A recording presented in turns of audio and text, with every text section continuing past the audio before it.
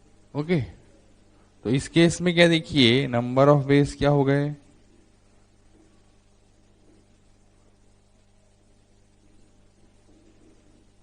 D D N लिखो यार, ज्यादा अच्छा है। केस 2,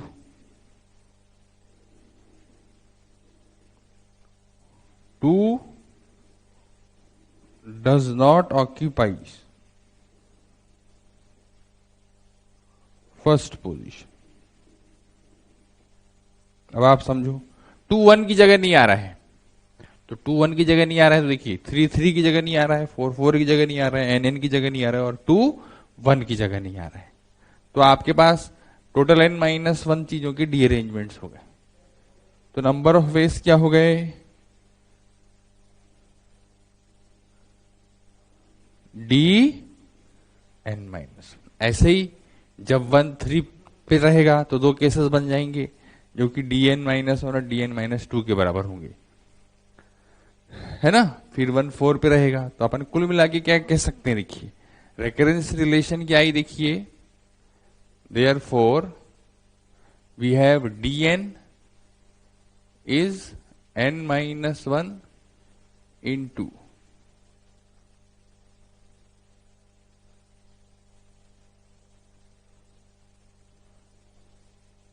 ये है रेकरेंस रिलेशनशिप अपने पास। देखिए D1 आप समझ रहे हैं, D1 कितना होगा 0, D2 कितना है 1, D3 कितना आएगा, देखिए 2 1। ठीक है भाई, D4 निकालना है, जैसे इस फॉर्मूले से अगर आप निकालना चाहते हैं तो भाई कोई जरूरी नहीं है। 9 D5 निकालना है, तो यहां से अगर निकालना चाहेंगे तो 9 और 2 11, 11 गुणे 4 44। D6 कितना आएगा 44 और 9 53, है ना, और 53 गुणे 5 265। खैर याद बात करनी चीज नहीं है ये, हाँ ये 2 3 4 याद हो तो ठीक भी रहता है ना? बाकी तो क्या है, अपन को एक तो ये एक्सप्रेशन है और ये रेकरेंस रिलेशन। फाइन। तो डी अरेंजमेंट ऐसा सच क्या होगा कि कोई भी चीज अपनी जगह नहीं आई, देखिए ठीक है ना। अब अपन बढ़ते हैं आगे और कुछ क्वेश्चंस इस पे बेस्ड करते हैं।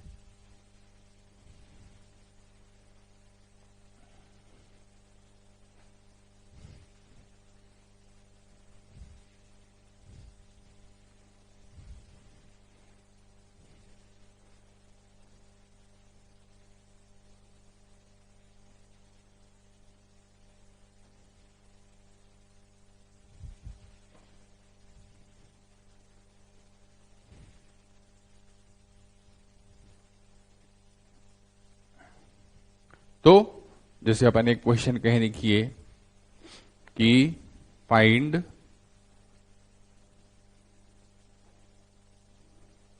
नंबर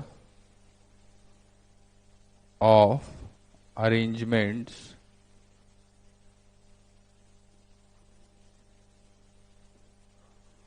ऑफ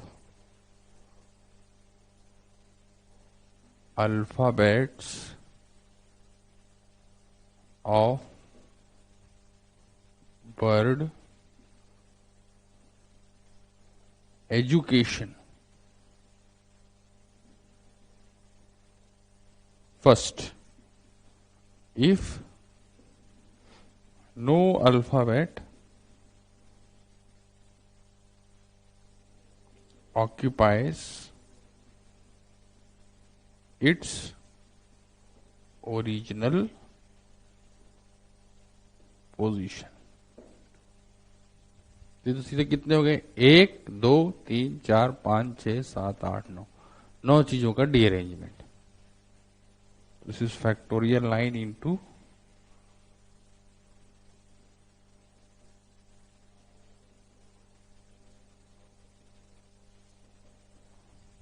ठीक है ना। तो फॉर्मूला ही हो गया, देखिए। सेकेंड अपन लिखें if vowels, if relative position of vowels and consonants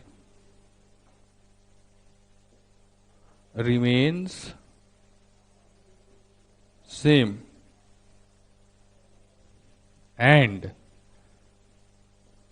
no alphabet occupies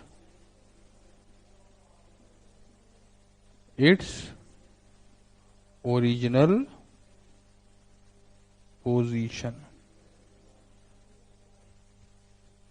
देख लीजिए भाई, अपन क्या कह रहे हैं, रिलेटिव पोजीशन ऑफ वॉवेल्स। इसका मतलब समझ रहे हैं, अपन पहले ही पढ़ चुके हैं। ये देखिए कि भाई एजुकेशन वर्ड के अपने लेटर्स को अरेंज करना है।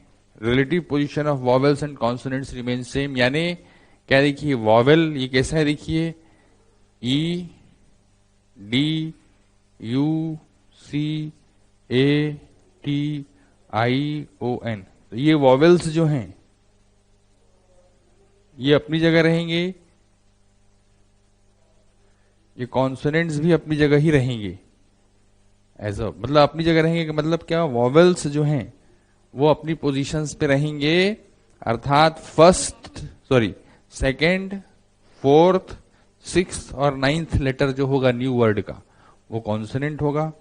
First, third, fifth, seventh, eighth letter जो होगा वो क्या होगा, वॉवेल होगा। तो वॉवेल्स को अपनी जगह डीअरेंज होना है और कॉन्सोनेंट्स को अपनी जगह डीअरेंजमेंट होना है। तो वो कॉन्सोनेंट्स इसमें 4 है, तो 4 का डीअरेंजमेंट कितना हो गया, अभी अपन ने देखा 9। कॉन्सोनेंट्स अपनी जगह डीअरेंज हो गए और बाकी 5 लोग जो हैं देखिए, है ना, बाकी 5 जो वॉवेल्स हैं वो अपनी जगह डीअरेंजमेंट हो गए। तो 5 का कितना डीअरेंजमेंट अभी अपन ने देखा था, 44। तो कितना आ गया, 396। तो इसके 396 डीअरेंजमेंट्स है ना। और भी कुछ अपन छोटे छोटे क्वेश्चंस इसमें देख सकते हैं, जैसे कि क्या है इसमें अपन ये देखें कि देखिए 7 persons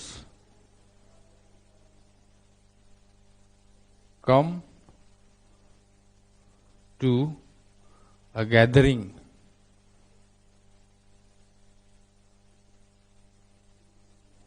on a rainy day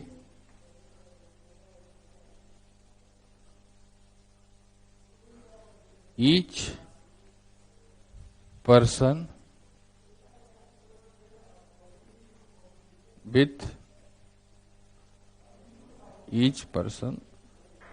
brings with him an umbrella।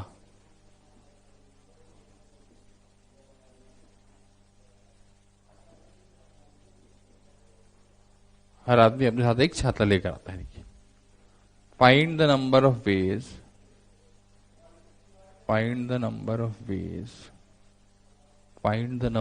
ways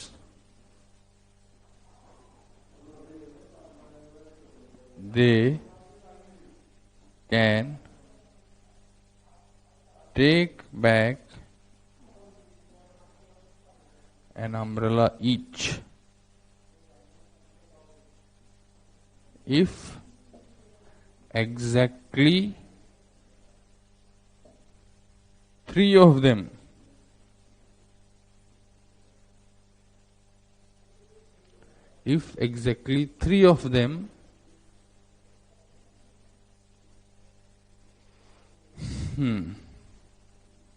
take back their own umbrella।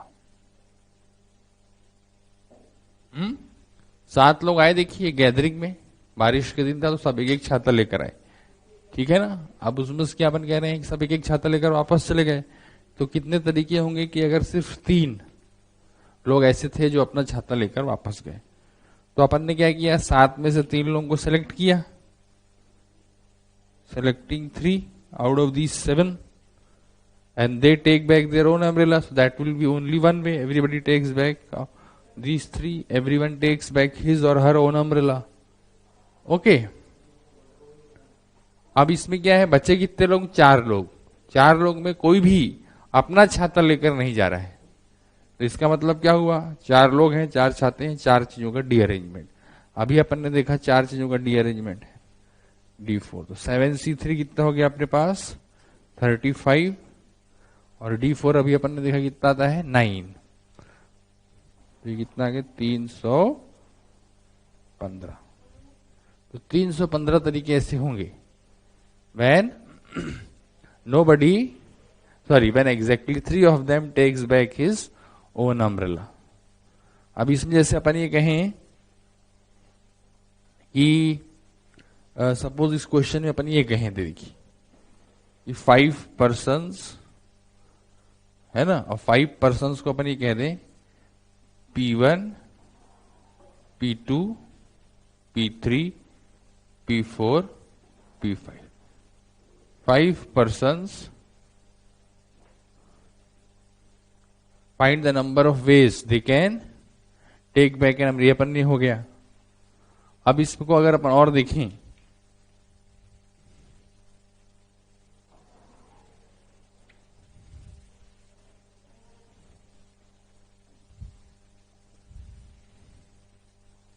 ये देखिए first, if P1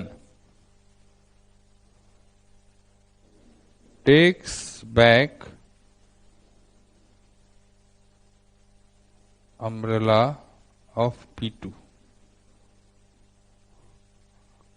and no one takes back his or her own umbrella,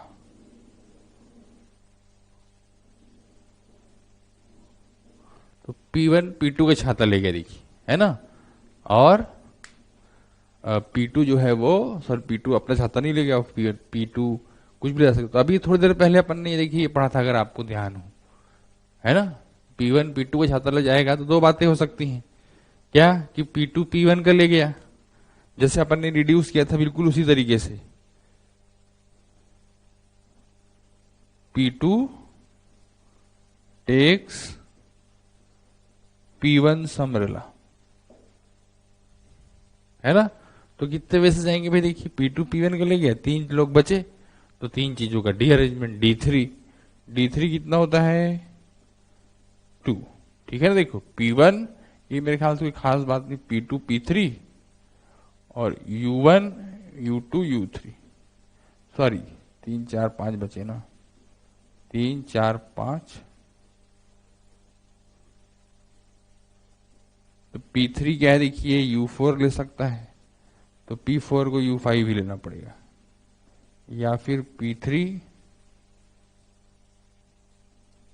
U3, तो P3 U5 लिया, है ना, तो P4 ये ले लेगा और P5 ये ले लेगा। 3 के 2 डी अरेंजमेंट तो पहले ही देख चुके थे अपन, देख case 2 P2 does not take P1's umbrella, तो ये D4 हो गया 9, है ना। और अगर अपन इसको सीधा सीधा देखें तो अपन क्या कह सकते हैं, देखो P2 P1 का umbrella ले गया, हाँ अपन सीधा सीधा देखें तो ऐसे भी देख सकते हैं कि 5 के कितने डी अरेंजमेंट होते हैं 44, अभी अपन ने 5 के डी अरेंजमेंट 44, ये 9 2 11, 11 गुणे 4 44। अब इसमें क्या होगा देखिए, P1 P2 का ले जाएगा, P1 P3 का ले जाएगा, P1 P4 का ले जाएगा, P1 P5 का ले जाएगा। तो इसका आंसर आप सीधा भी लिख सकते हो, देखिए क्या लिख सकते थे आप इसका आंसर, D5/4। P1 P2 का ले गया तो x कैसा है, P1 P3 का ले गया तो x कैसा है, P1 P4 का ले गया तो x कैसा है, ऐसे करके देखिए, है ना। तो ऐसे अपन क्वेश्चन इसमें फ्रेम कर सकते हैं, कोई भी अपनी जगह न रहे, P1 P2 का ले गया, P2 P3 का ले गया, तो आप सोच सकते हो कि भाई क्या होगा, मतलब see you can form questions but the basic premise is this only, है ना। सो ऑन ओकेजन्स अपना काम इससे भी चल जाता है, लिटरली एक्सप्रेशन 3 4 का एक्सप्रेशन, जैसे 4 का क्या अपन ने अगर शुरू में किया था तो आपने देखा क्या किया था अपन ने, 4 वाले में तो सीधा सीधा अपन ने कह दिया कि भाई A union B union C, inclusion exclusion से डिड्यूस कर लिया था। तो बिल्कुल वैसे ही यहां करना रहता है, कोई इसमें खास बात नहीं रहती, देखिए, है ना।